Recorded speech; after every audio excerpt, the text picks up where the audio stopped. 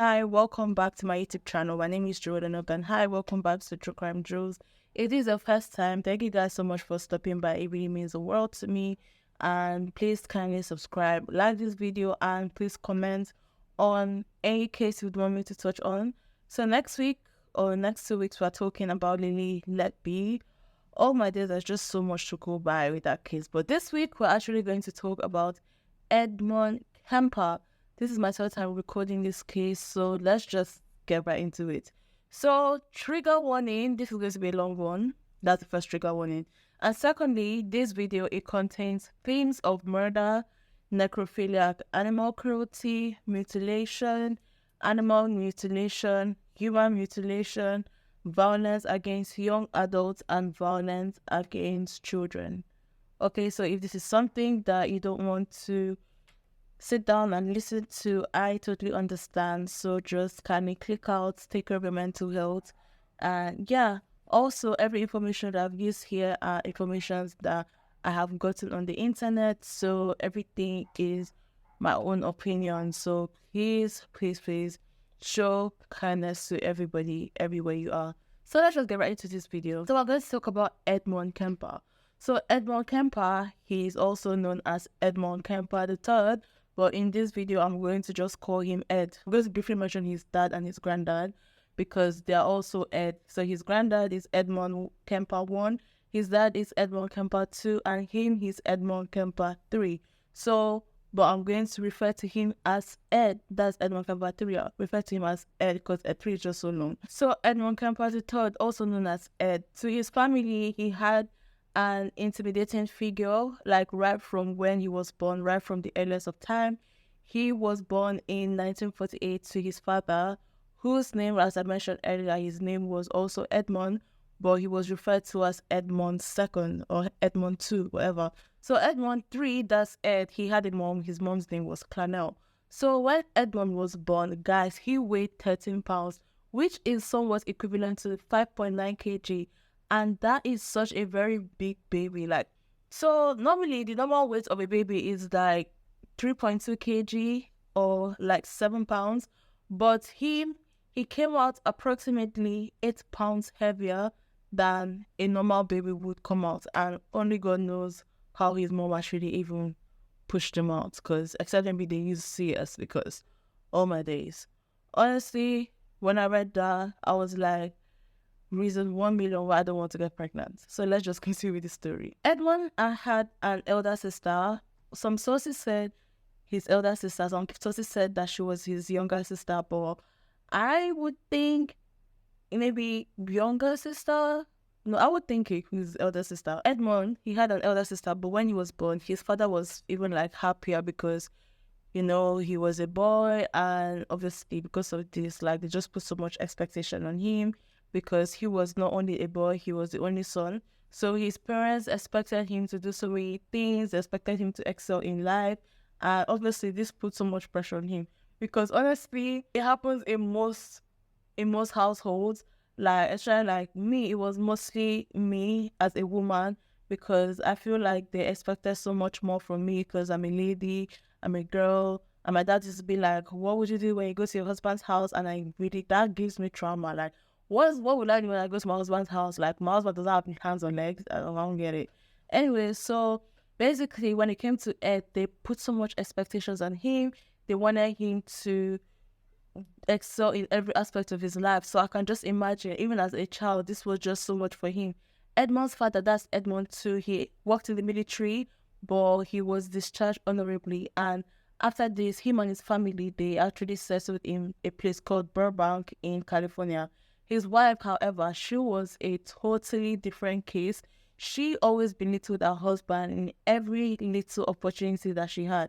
She will mock her husband. She will say that her husband, because her husband was an electrician, so she will mock her husband and she'll be like, look at you, you're an electrician, you're taking a menial job, you're taking this job that is below your standard. I don't get it, ma, because like every job, as far as is legal, should not be shamed. I don't know, because honestly, if you think about it, no job will work beyond the other. If Bill Gates did not have an electrician, if there's not an electrician, there'll be nobody to fix his house, if that makes sense. So she was like, you're getting a job that's way below your standard. She would mock him. And it was alleged that he actually described his marriage to his wife as far worse than when he was in the military. This is someone that went to war, fought for war, fought in the war, did things, and then he's like, I prefer being in the military ground, being on base, than for me to come and live with my wife. Like, we all know how stressful that must have been. So he also stressed that living with his wife, Clarnell, has been more stressful than wartime suicide missions. Guys, if you guys can see just how toxic the marriage was allegedly. As early as possible, as a young child, Ed, he started showing signs of mental health issues, but this was not taken seriously because his parents actually thought that he was going to outgrow such behavior, which we see in common household, because we were like, yeah, he's just a child, he will outgrow it. But I'm glad that the generation that we're in, we are taking mental health very, very seriously. So one of the first signs of this behavior was that he was very fascinated with death and the mechanics of dying. I don't know why a parent would actually not take that very seriously. So years later, he admitted that as early as when he was 7 years old, that he had traits of a sociopath. So basically, even at that time, instead of him going out to play with his neighborhood kids, he would stalk his second grade teacher. And it was also reported that he was so obsessed with his teacher that he would sneak out of the house at night and he would carry his father's weapon. Maybe he would carry a knife or so. He would carry his father's weapon and then he would stand outside her window and look through the window of her house and he would just stare at her. And guys, this is someone that is just 7 years old. At 7, I was playing and I used to know how to backflip and side flip as a child. I'm like, at 7 years old, is this what you're actually going out there doing? Like, looking at your teacher with a knife in your hand at 7. He was later asked what motivated him, and he was like, he cannot explain his motivations because he was just drawn to his teacher and he had no control of how he actually did feel towards her. And I'm glad he didn't do anything to this his teacher as far as I am concerned. One thing about Ed is that he was always in isolation. He had no time for his friends. And when I say it was isolation, he was not like in the good kind of isolation, like, oh, let me just read. And so when Ed was younger, he had no time for his friends. He was always isolating. He just loved to isolate. And when I say he loves to isolate, it's not like the good kind of isolation. While he loved isolating, not emphasis on not reading his books. Another reason why he isolated was because he got bullied by his mates, and this was mainly due to his size. So obviously, because of this, he never used to confront the bully. If they bully him, he never fought back. So when Ed was 9 years old, it would be so shocking for Ed as he found out that his parents actually decided to divorce. And in the eyes of Ed, he had not expected that. Which made me think, and I'm like, this is a thing where your dad is saying you're living with your mom is like living in war. He prefers going back to war than living with your mom allegedly. And then you're surprised that they want to break up, because then again, if it was that bad, I think the children would have known, because if it's that bad, you would not want to keep it away. You may not know how to keep it away from your children, because Ed's mom was reported to be very aggressive, very hostile towards even Ed. So I don't know why he was shocked. I don't know if he thought his parents were going to walk through it. And then again, he was 9. So after this, Ed, when it came to his dad, he really did love his dad. He adored his father so much. He put his dad on this high pedestal. So when he found out that his dad wanted to divorce the mom, he was so shocked, because I guess he did not expect that from the dad. And this really, really did affect Ed. It affected him, and it actually pushed him over the edge, because then again, he did not expect his parents to actually file for a divorce or separate. After his parents had divorced, his mom, she packed up their things and she moved to Montana, a town in Montana called Helena. Him and his sister, they really did miss their dad, because they loved their dad so much. I have this feeling that, especially minus him, obviously him is very clear that he loved his dad more than he loved his mom, But even the sister too, I'm sure that the sister actually loved the dad more than loved mom. So it's just my thinking. Anyway, so him and his sister, they miss their father so much because he loves his dad so much. So upon missing his dad, him and his sister, they were just forced to adjust to this new environment that was different from what they were used to in California. In general, Edmund, he so hated the fact that he had to stay with his mom. His mom was controlling, and not only was she controlling, she was also a heavy drinker, which Ed hated so much. But because anytime she was drunk, she would become so abrasive, she would become so violent. And sometimes when she's drunk, she would just argue with everybody around her. And in time, because now she sees her son as the man of the house, so literally, Ed was her favorite sparring partner.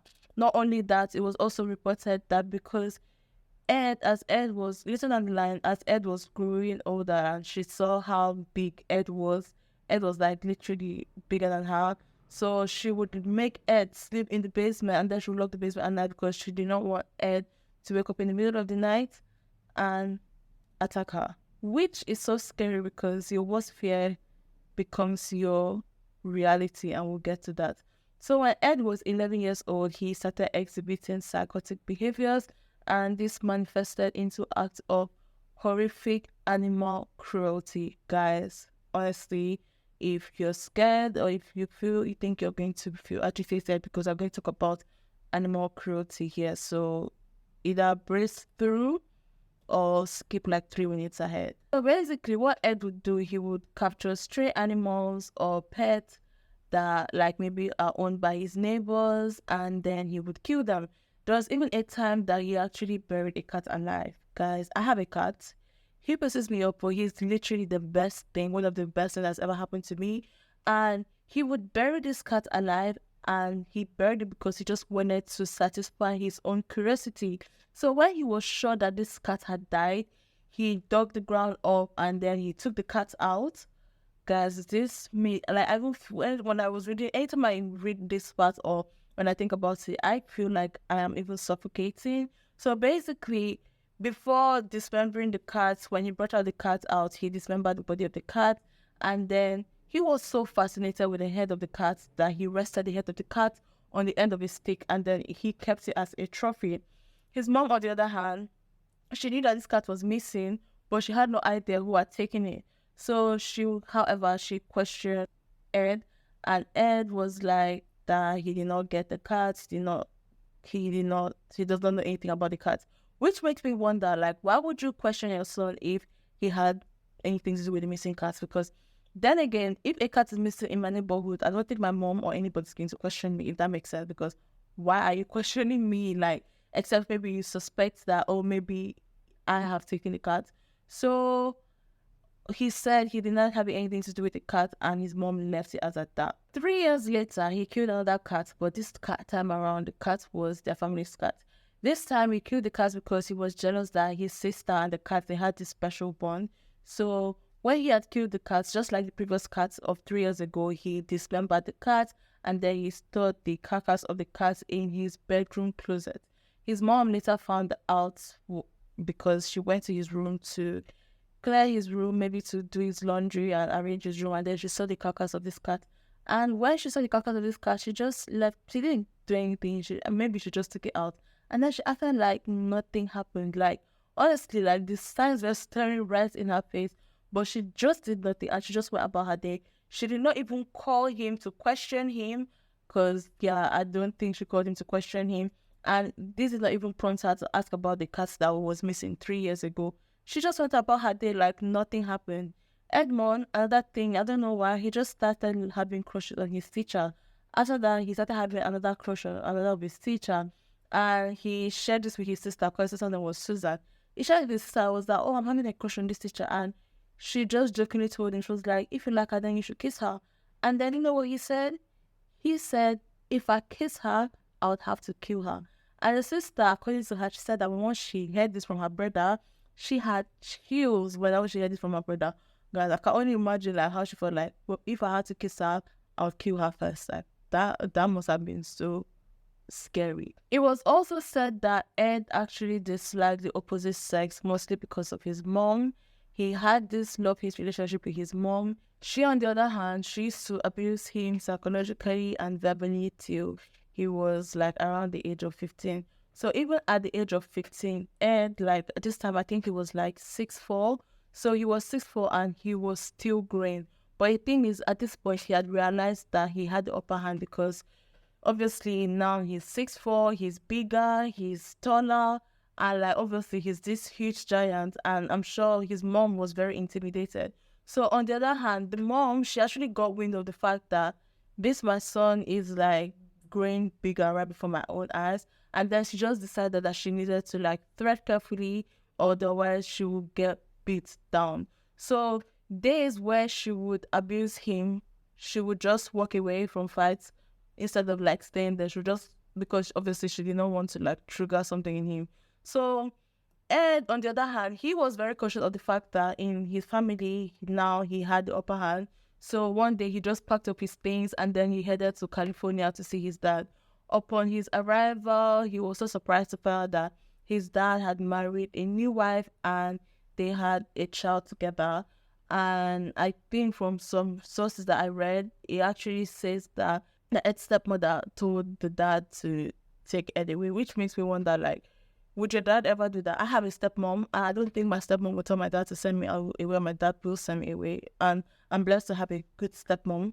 And even though like we clashed heads a lot, but like now literally we are somewhat close. I could tell her some certain things, even though when it comes to my dad, sometimes she just says things, and I always forget, like, I don't know, don't tell things to married people. Like literally, you're telling it to the other partner. Anyway, so upon his arrival, he was so surprised to find that his dad had married a new wife and they had a son, and he was jealous of this fact, and I think maybe that's why his stepmom was intimidated or was scared. So Ed's dad now moved Ed to his paternal grandparents' house. So that's Ed 1, and he lived with his grandfather, who was Edmund 1, and his wife Maud. I think that's the pronunciation. I forgot to check it again. I think that's pronunciation. Maude. Alexa, pronounce Maude. I pronounce that Maud, but I'm always working on how I say things and I might not have it right. Did that answer your question? Yeah. Thanks for your feedback. So it's pronounced Maud. So there are flies outside my house. So Ed, when he moved to his grandparents' house, his grandparents, they owned a very large farm, and they were very excited because they knew their son was coming.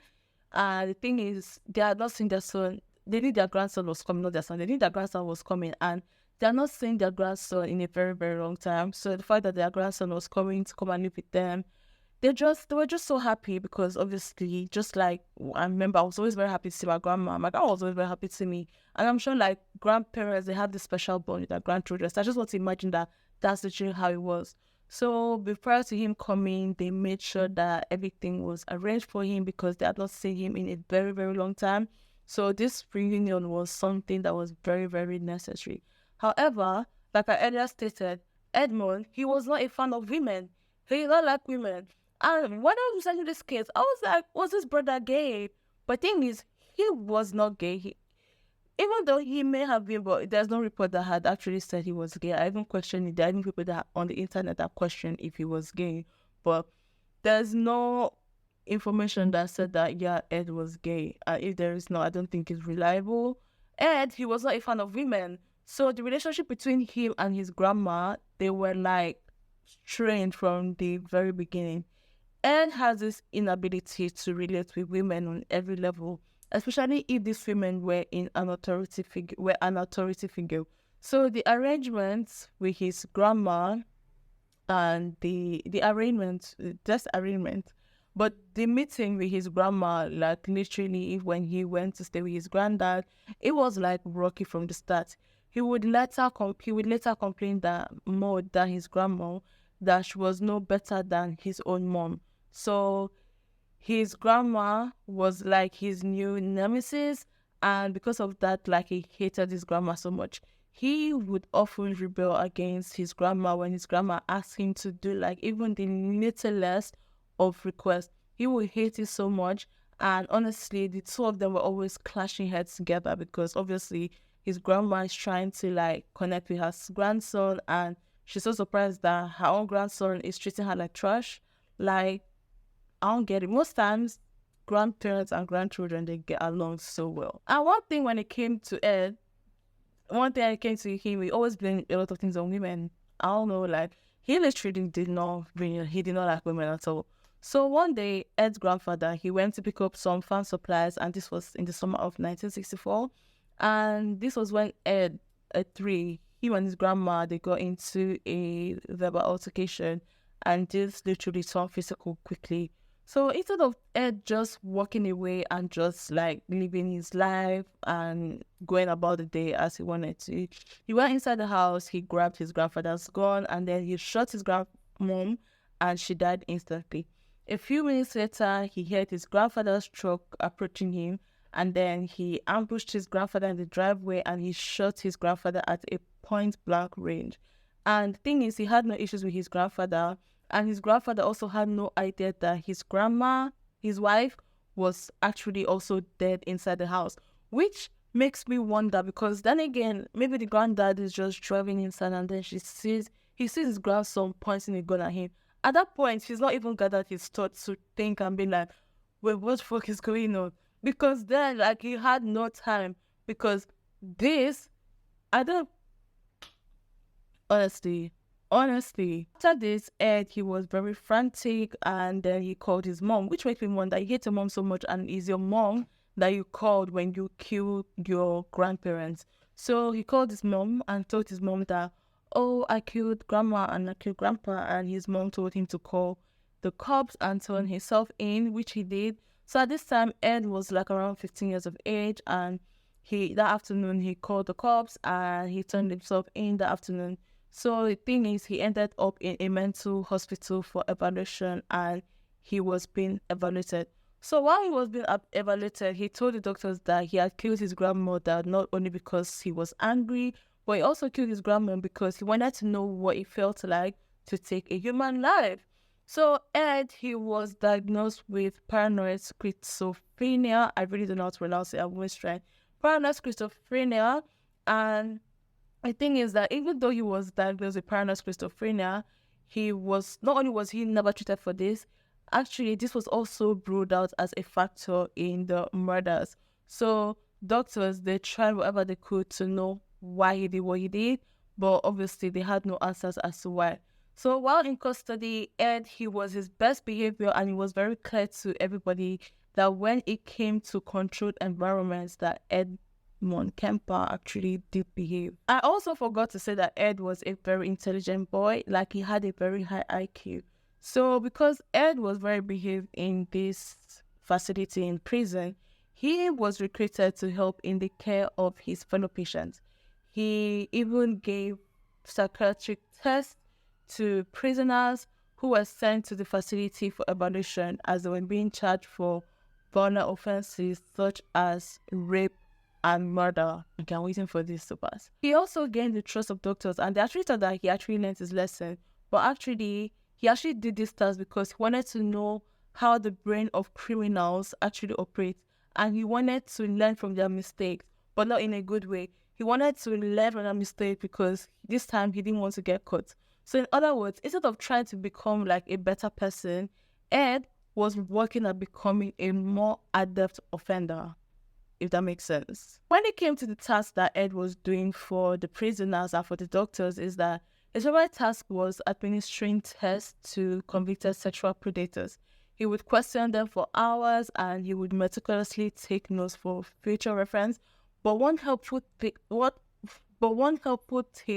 that Ed would utilize in the years to come was that he actually found out from these prisoners that it was best to kill a woman after an abduction or after rape, because this will significantly lower the chance of you being caught.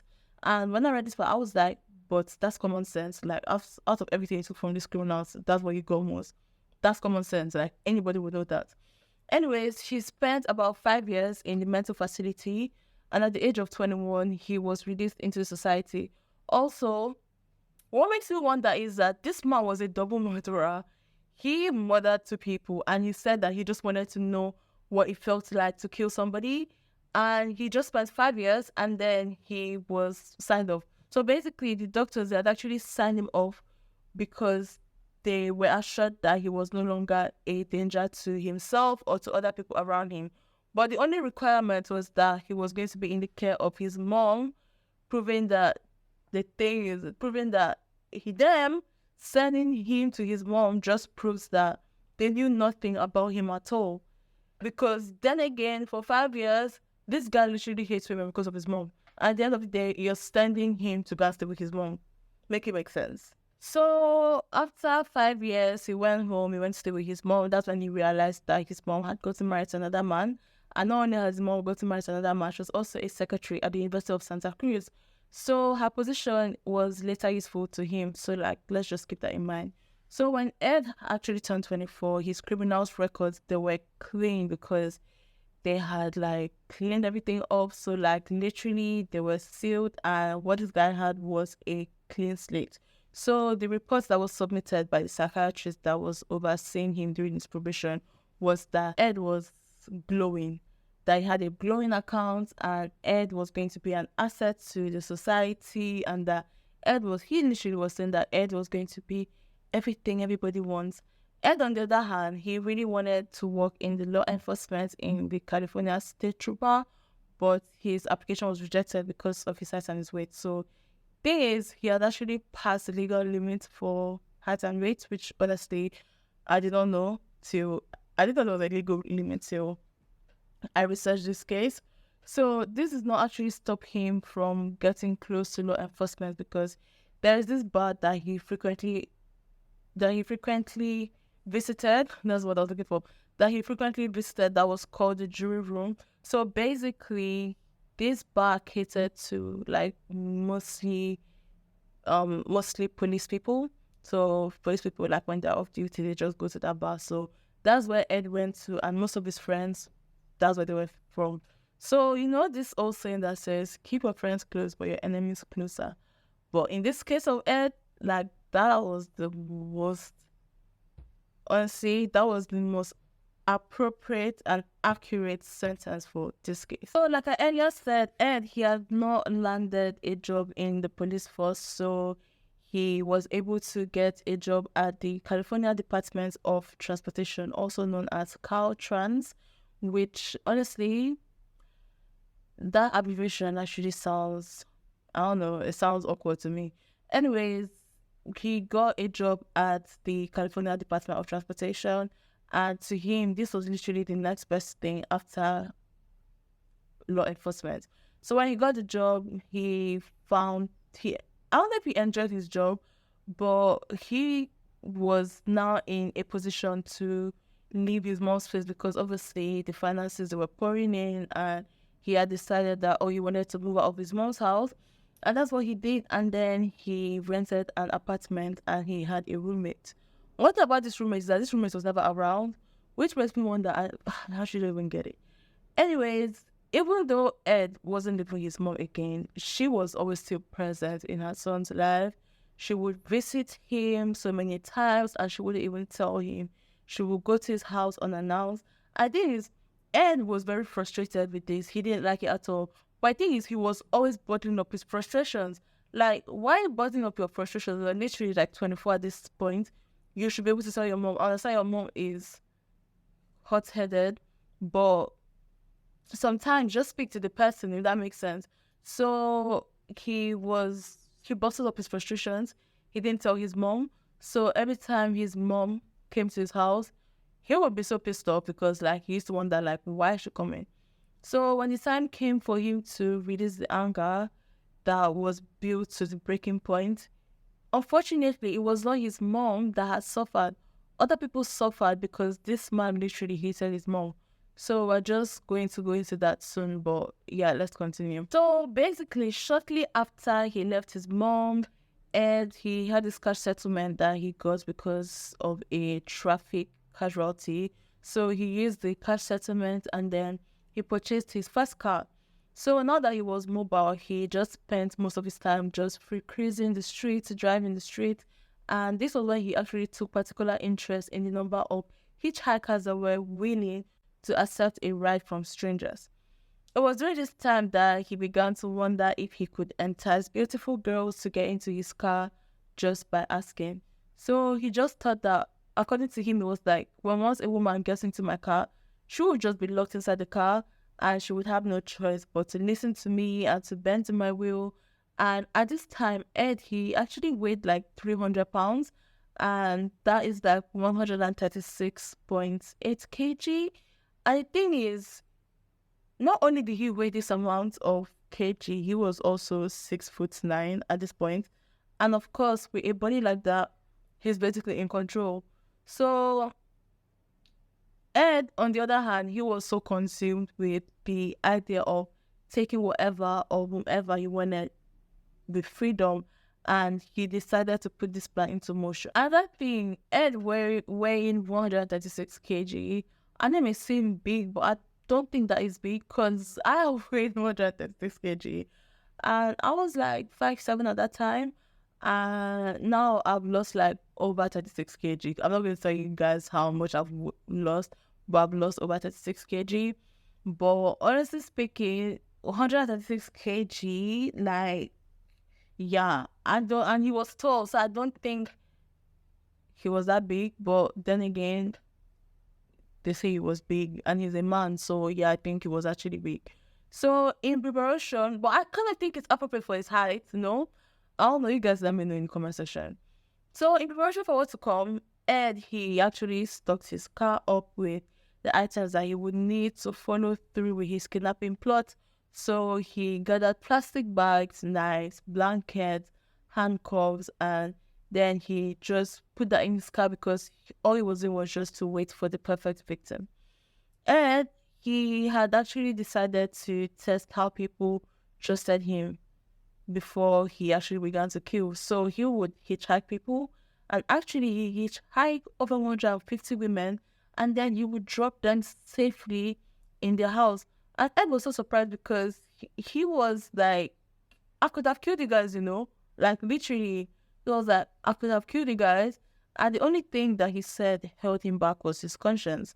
But honestly, his conscience did not hold him back for so long, because Ed would commit his first murder in May of 1972. The day that Ed has been waiting for finally came, and in May 1972, when Ed spotted college students Mary Ann Persky and Anita Luskika while he was driving through Berkeley in California. He pulled over and then he struck up a conversation with them. He offered to give them a ride, and obviously I think he was a good talker. I think Ed was a very good talker because, like, I don't know if you guys have watched The Mindhunter, where they spoke about, there is not a documentary, but it's like a TV series where it was like FBI before they came up with the term serial killer. So the first person was Ed Kemper, where they were speaking about Ed Kemper. They interviewed him in prison, and that was when they were telling him about he was telling them about the story and everything. He looks like a smooth talker. I would advise you guys to watch it. They not only speak about Ed Kemper, they also spoke about the BTK. Also, there is a book on Ed Kemper called Confessions of a Serial Killer, or Confessions as a Killer. I've watched all the ones on Netflix, but that one, I don't know if there's a documentary, but there is a book, because when I typed in Ed Kemper documentary, I saw the book is on Amazon. I've not gotten it, so if you want to get it, that's fine. Otherwise, if you want to watch Mindhunter, but Mindhunter does not really say how everything happened. It just means it's just them interviewing him one day after the other, and then he's like telling them the story or whatever. So if you want to watch it, that's totally fine. If you want to watch it, anyways, he was a very good conversationist. Yeah, he knew how to strike up a conversation, and while he was talking to these girls, he found that these girls, they wanted to go to Stanford University. So he offered to give them a ride, and they just naturally trusted him, and they got into the car. So the thing is, these women, they were 18 years old, and they just climbed to the back of his Ford Galaxy, because he had a Ford Galaxy car. So he climbed to the back of the car, and once the door was shut, that was the end for these girls. These girls were so unaware of what was going on with them. Ed drove down the country road, and he went to the outskirts of the town, and this was when he found a secluded area, after which he handcuffed the girls and then he put Anita in the trunk. Mary Ann, on the other hand, she just proved to be clever because she found out that her and her friends, they were in terrible danger. So what she tried to do, she tried to humanize herself to the abductor, that's to Ed. And at first, her efforts actually worked, but it did not work all through because Ed would later say that she was a very wonderful person. She was intelligent, she was young, she was a woman who he actually did like very much. But the thing is, even as at that, they had a very good, pleasant interaction. But as they were talking, as she was begging, trying to humanize him, he stabbed her and he strangled her until she stopped breathing. So when he finished, he removed Anissa from the trunk of the car and then he did the same to her. After Ed was very sure that the girls were dead, he loaded the bodies into the trunk and then he drove them to his apartment. So the thing is, on his way home, he was stopped by a highway patrol officer. And the thing is, because his rear lights, his backlights was actually busted. So the officer stopped him. If only the officer had checked his boot.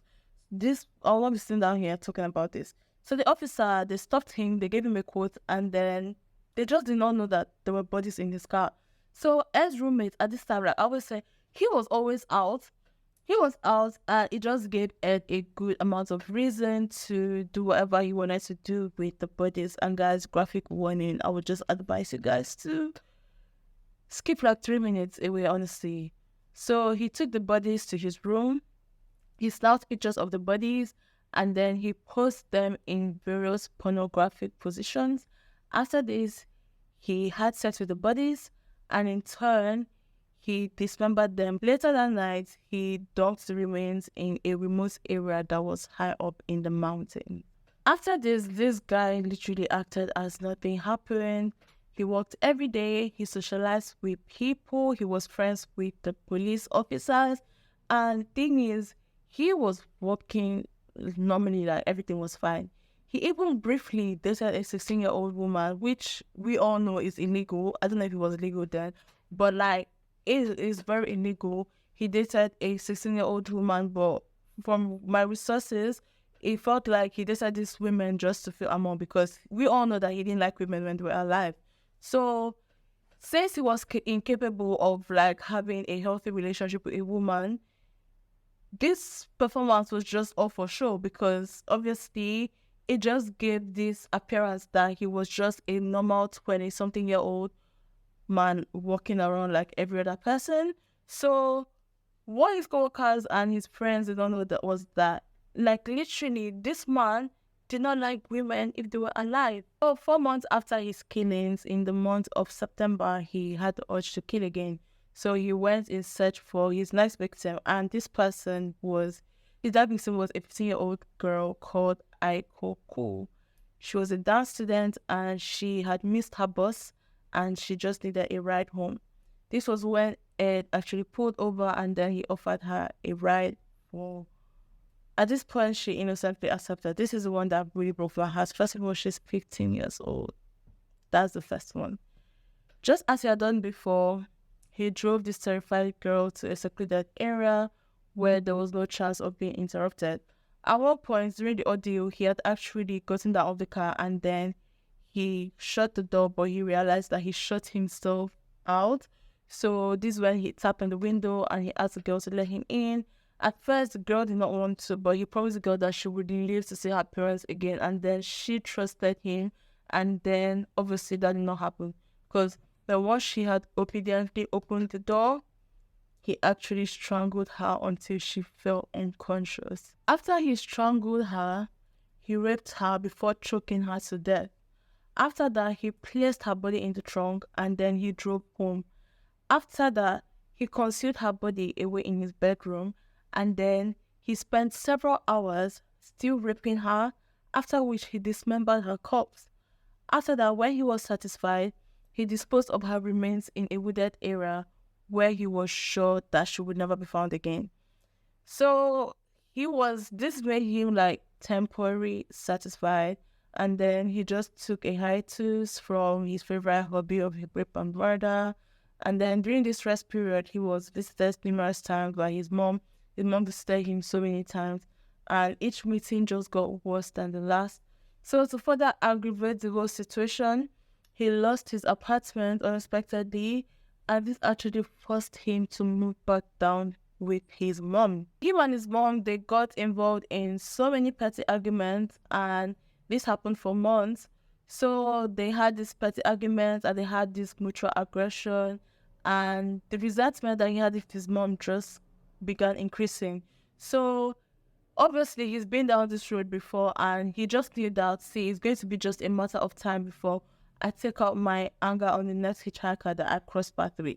So in January 1973, he actually struck again. So this time it was in the community called Aptos. So he was driving around the campus of Cabrillo College, and he had seen this 18-year-old girl called Cindy Skull that was waiting for a ride.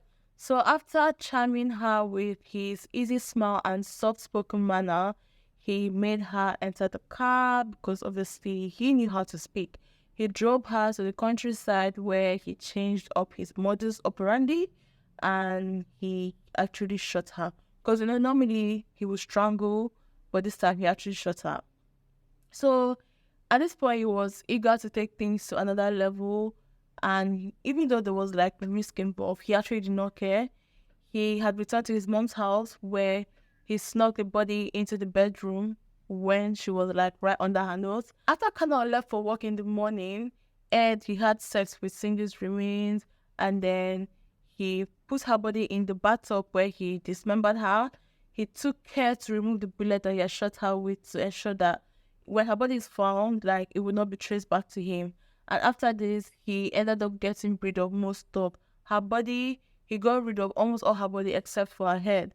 And he kept her head as a sex toy until it was so decomposed that it just forced him to bury the head in his mother's flower garden. But when you watch that Mindhunter, he said that he buried the head in his mother's flower garden because his mom always shouted a lot.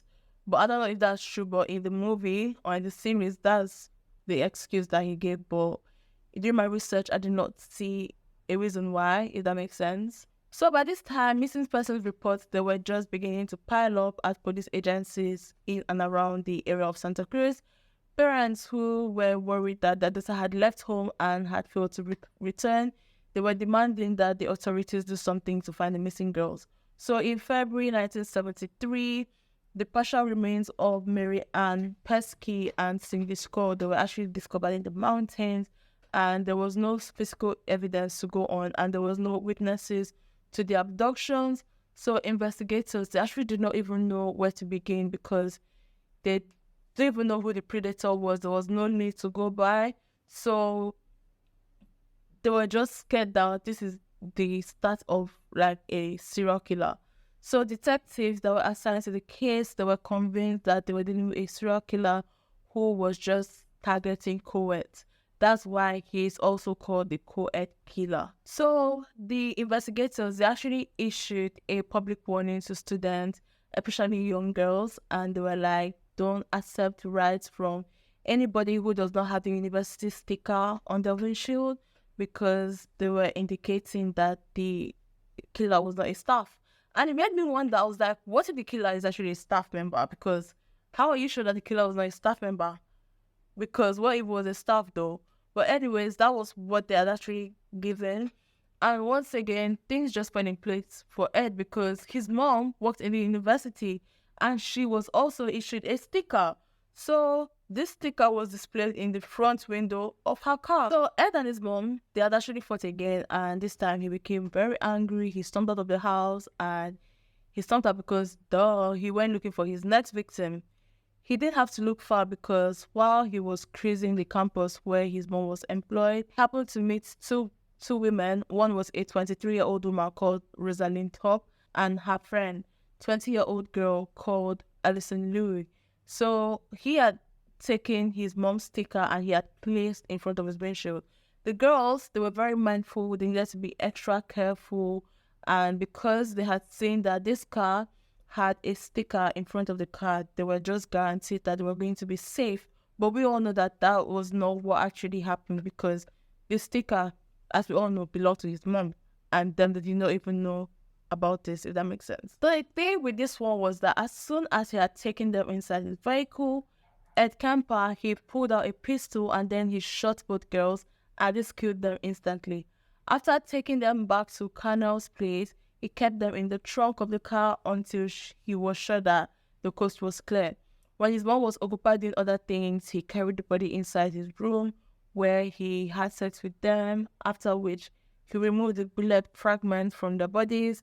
He dumped the remains of this girl in a place called Eden Canyon, and after this, they would be found a week later. So obviously now the body count of these dead girls and missing girls were increasing, and authorities, they were working very hard around the clock to find the man that was responsible for this. So this was long before the days of DNA and cell phone tracking, so it was going to be very, very hard for them to find out who did this. So it's like the investigators were stuck between a rock and a hard place. So these investigators, they had actually done their best, that they became so exhausted that all they could do was just to bite on time to make sure that there would be a break in the case. So it would come soon enough, because this time around, it took a very unexpected turn. So 3 months after the two girls, Rosalind and Alison, were actually found discarded in the canyon, Ed had what would turn out to be his final confrontation with his mom.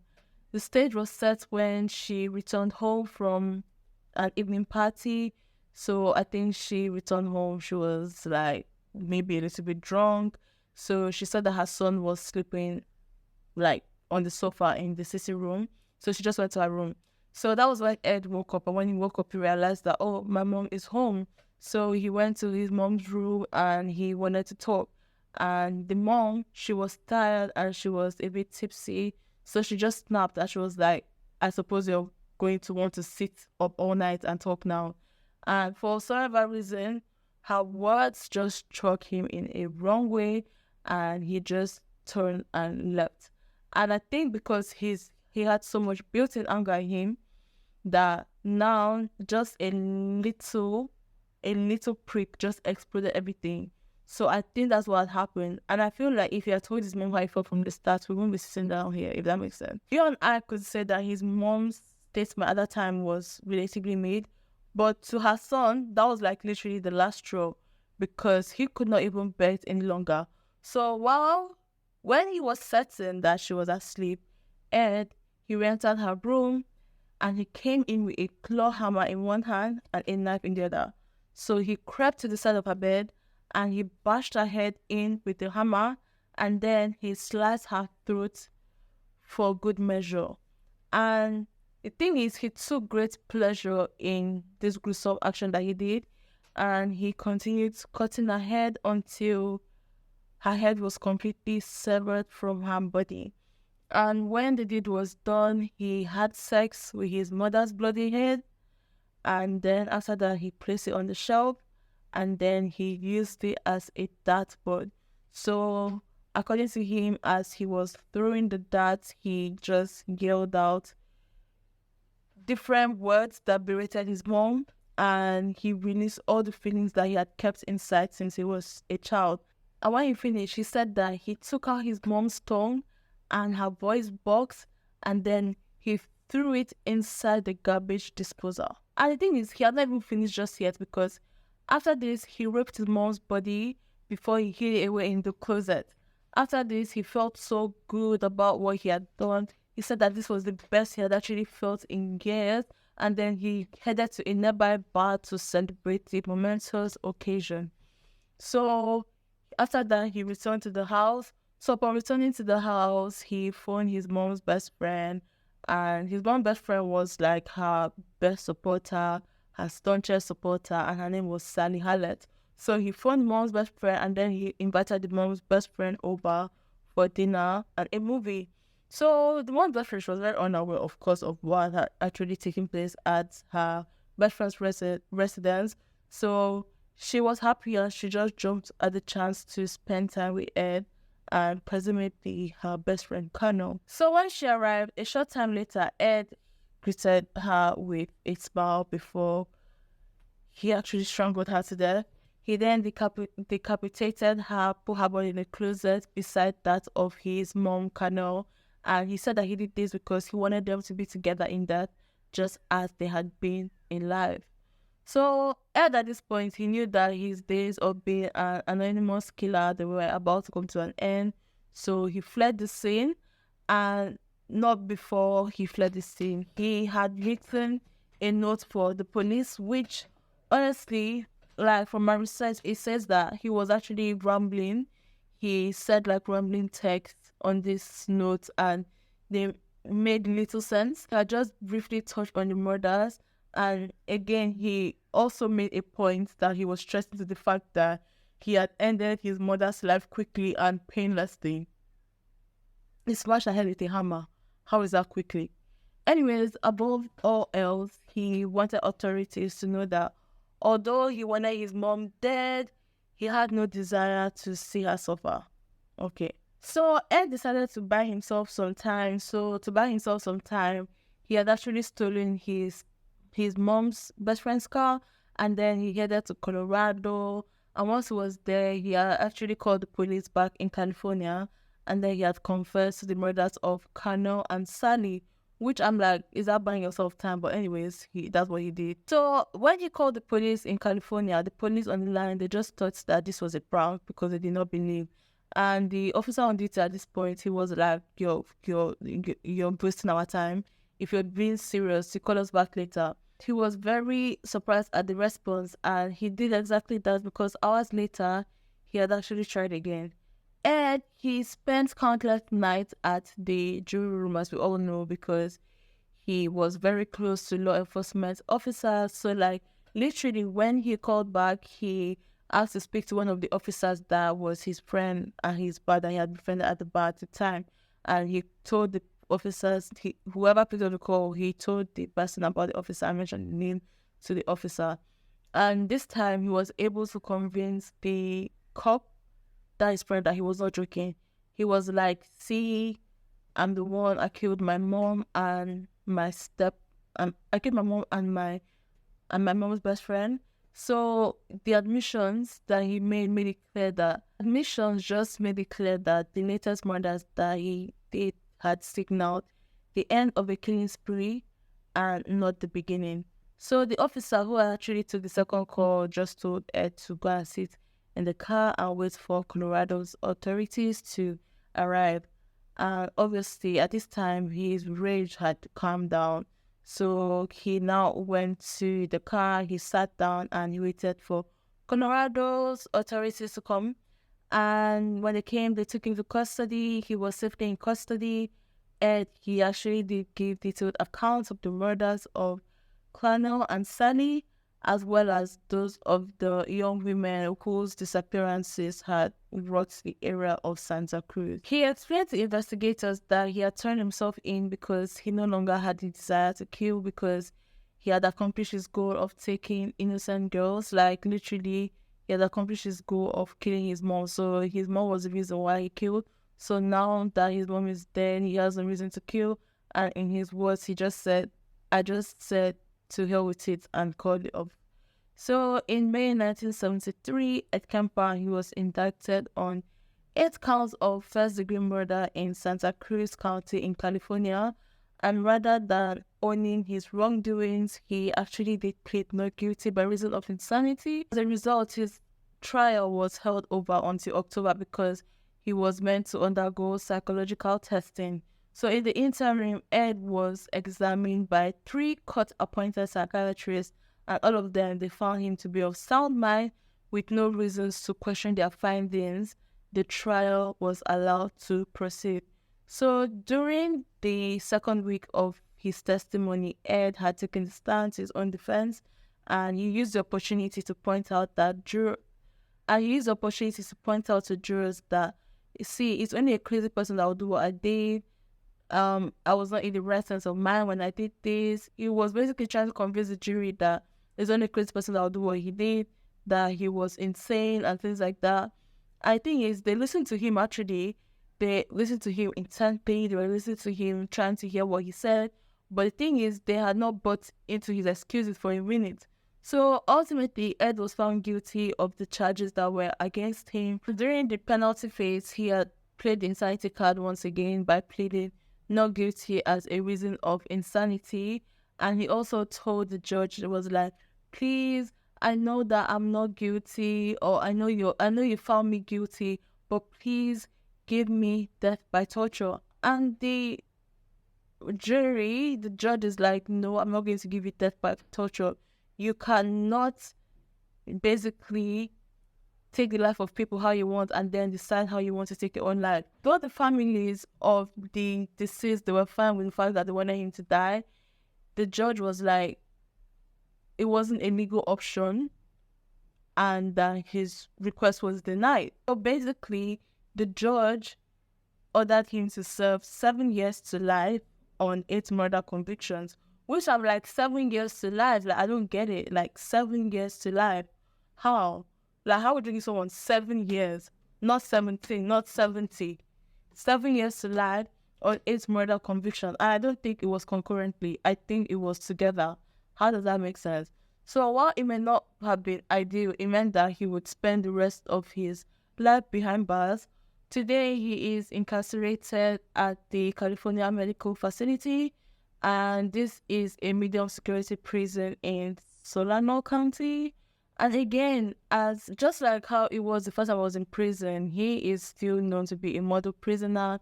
He does exactly as he's told without a hint of resistance. In 2012, he was denied release for several reasons, one of which was that he said that he does not think that he is ready to rejoin society. And as someone who we know flourishes in a regimented setting, I think that is good for him. So on a bizarre note, Ed actually, we all know him to be a serial killer, a necrophiliac, an animal abuser. And if I tell you guys that this guy, he is also a prolific narrator of books on tape. So basically, he narrates books on tape for visually impaired people, which I'm like, I don't know how I feel about that, because this is literally someone who a very serious serial killer, and he's a narrator. Like, the other people out there that would do the job, like, why Ed? Does that make sense? In the movie that I watched, or in the series I watched, he was speaking quite sloppy. So if that's how he speaks in real life, why would he narrate books? Anyways, to date, he has logged in hundreds of hours bringing the works of authors from various genres of life. So yeah, I don't know how I feel about that, but let me know how you guys feel about that. And guys, that's the end. He's still in prison. He's not ready to come back to reality, so to real life or whatever. So like, he's still in prison, guys. So that's all I have on this case. So if this is something that you enjoy, kindly subscribe to my channel, like this video if you care. So I think next time I record a true crime story, I'm going to do my makeup, but I'm going to do something, because in as much as I enjoy telling the story, I was like, my neurodivergent mind was like, I need to do this, I need to do that. So hopefully I didn't bore you guys. But guys, that's all we have today. Kindly subscribe to this channel if you're not subscribed. Like this video, it will mean the world to me. And please comment on what you guys want me to do next or talk about next. It really means the world to me. So guys, yeah, till next time. Bye. I love you. Bye.